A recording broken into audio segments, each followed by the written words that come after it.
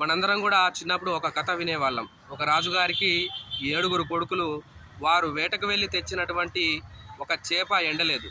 ఆ చేప ఎందుకు ఎండలేదని అడిగితే గడ్డిమోపు అడ్డం వచ్చింది కాబట్టి నేను ఎండలేదని చెప్పిందట. అలాగే గడ్డిమోపు ఎందుకు అడ్డం వచ్చావంటే నన్ను గేదె తినలేదు కాబట్టి నేను అడ్డం వచ్చానని చెప్పిందట.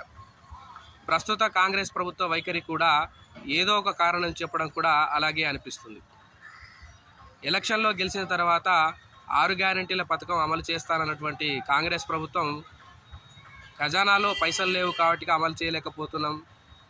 అలాగే రేపు కేంద్రంలో కాంగ్రెస్ పార్టీ అధికారంలోకి వస్తేనే పూర్తి స్థాయిలో ఈ 6 గ్యారెంటీల పథకాలు అమలు చేస్తామని చెప్పడం కూడా రాజుగారి చేపలు ఎండకపోవడానికి కారణం చెప్పినట్టుగానే అనిపిస్తుంది. మనందరం కూడా చిన్నప్పుడు ఒక కథ వినేవాళ్ళం. ఒక రాజుగారికి 7 కొడుకులు. వారు వేటకు వెళ్ళి తెచ్చినటువంటి